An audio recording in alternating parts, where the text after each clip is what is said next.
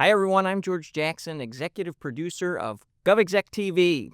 The state of technology is constantly changing. In 5 years, something brand new like cloud, zero trust, or artificial intelligence will have its breakthrough moment. In this era of rapid technological advancement, organizations need to evolve their IT infrastructures continuously just to keep up. Let's talk modernization now with Jennifer Tejada, CEO and Chairperson of PagerDuty. Thanks so much for your time. Thank you for having me, George. It's wonderful to be here today. So, talk to me a little bit about PagerDuty's DNA. I read this phrase, incident management industries. What does that mean? How does it apply to the public sector? PagerDuty is a public software company. We're a cloud native platform founded in 2009. And essentially, what we do is we use machine learning and artificial intelligence to help our customers automate the process of detecting problems anywhere in their tech stack or applications, orchestrating those problems to the right people in order for those teams to focus on triaging those issues and resolving them before they become big issues for customers or citizens, as it is the case in the federal government.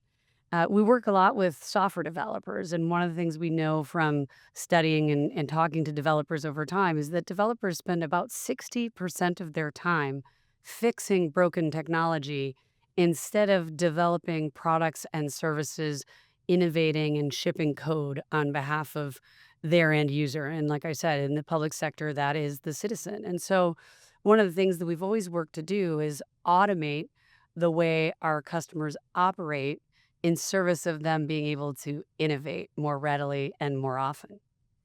Let's break this down just a little bit more. You touched on this, at least at the federal level, but you also cover state and local government. Do the mission objectives, does the way that you manage that triage process differ based off of FedCiv, DoD, state and local? Yeah, it's a pretty horizontal offering in that every organization, every agency has a critical mission that they're trying to deliver on, and they're relying heavily on technology to deliver that mission in a way that their citizens or their constituents expect. When it doesn't go well, it leaves that citizen unhappy. It leaves somebody unable to access their healthcare benefits, unable to access potentially their tax payments, or in other cases, could even create danger for warfighters. And so I think it's really important to think about that while we're trying to modernize our technology environments, we also have to modernize the way we operate. And that means embracing automation to do some of the heavy lifting or some of the menial tasks that consume the time of talented technology leaders or technology workers, developers, individuals, so that they can actually build better services for citizens in the community that they're serving. If you think about it, you start every day as an agency with thousands of items on your to-do list. Could artificial intelligence, could automation take care of some of those tactical items to free your agency staff up to do the most important work Hmm. to ensure you deliver the most critical elements of your mission? And, PagerDuty being born in the cloud and natively leveraging artificial intelligence and machine learning on a proprietary foundational data set enables us to not only support humans in doing higher order work through automation, but also help them to make better, faster decisions in those moments that matter for their citizens when they're interacting with the agency of choice. You and I were talking a bit before we got rolling here. We're in a new administration, not your first rodeo, and there's a lot of change and churn every time someone comes into the executive branch to lead the White House. Talk through timing for me a little bit, Jen. Like, what do you see right now as some of the key or top challenges for federal IT officials? Well, we're seeing just about every agency we work with looking for ways to become immediately more efficient, to modernize and consolidate their operations such that they can deliver on the mission on a lower cost base. And at the same time, they have the challenge of modernizing their technology to reduce the fragility of that tech stack, make it more resilient, make sure it's more available for citizens, and make sure they can still provide the services that matter for citizens because that is, the mission for the federal government. We also work closely with state, local government, and education. And we've seen the ability through automation, through the PagerDuty Operations Cloud, to deliver more than a 290% return on investment with a pretty seamless platform that's hosted in the cloud, that's easy to use, easy to deploy, and easy to get value because it reduces the noise coming at individuals, all the different alerts and alarms that tell somebody that something's wrong, and points them or orchestrates them to the challenges or the opportunities in their tech environment that really matter in either getting away in the way of that mission being delivered or in reducing the reliability of critical services that citizens or users expect and rely on. And in doing that, you help users manage things like context switching. If you're working in a citizen service environment in one platform and you have to switch to see what's going on with a failing product or service into another platform and then work in your local laptop or desktop to try and troubleshoot something, it's very time consuming. These are very stressful moments Yeah. where there's an outage that's potentially public or causing a lot of complaints or causing longer hold times. And PagerDuty is seamlessly integrated into the platforms that our users are used to working in.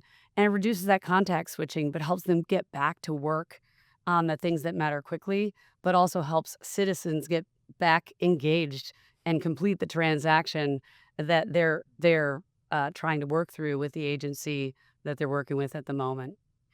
I used the word modernization at the Yeah. top of this program, and I want to really drill down on that for a moment. Like, legacy systems can cause problems for organizations if things don't flow seamlessly together, like you've outlined thus far. In those moments of high stress, when an organization is triaging issues, and you look at that IT infrastructure and they're reliant upon legacy systems, what types of challenges, what types of problems do those present to an organization?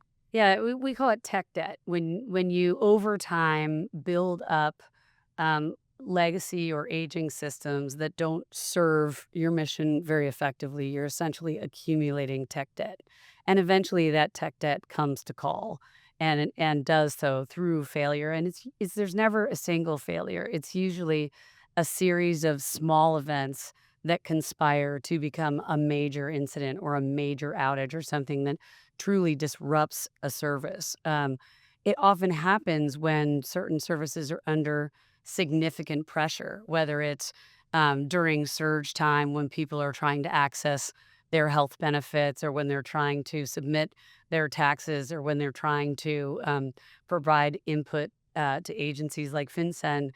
You get these surges that put a lot of pressure on that tech ecosystem, and, technology is like anything, it's only as strong as the weakest link. So as that legacy technology builds up and creates that fragility, you tend to have less and less resilient services.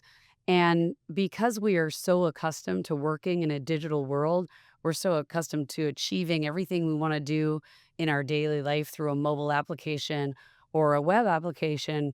When that technology fails, the agency fails you, the mission fails. And I think it didn't used to be that way. We had this mix of brick and mortar. You could walk into an agency and get something done. You could Yeah. mail something in, mail something back. But citizens now have an expectation around immediacy, around accuracy, around availability. They want the agency to work with them when they have time to work with the agency. And that disappointment can result in a lot of disgruntled people, but it could also drive significant costs back through the organization. I mean, the other thing that we're seeing with the current administration is a desire to really improve the overall operating efficiency of the entire government. And the government's laden with a lot of manual processes.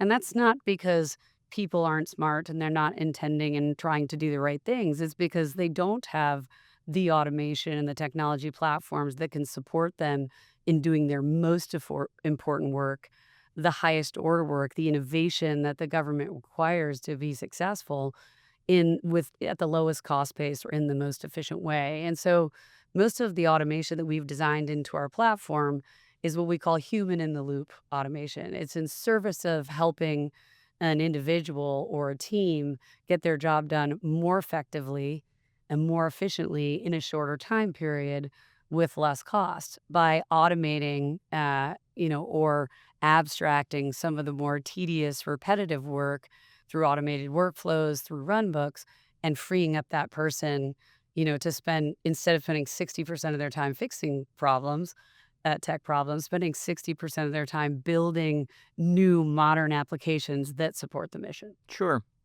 One of those disruptive technologies, or maybe most disruptive over the past couple of years, is generative artificial intelligence.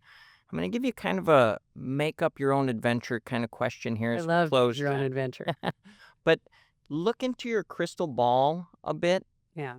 Gen AI, is it done? Is there a new disruptive technology that's out there on the horizon right now that you're really excited about, that you're anticipating what changes it's going to usher into the public sector?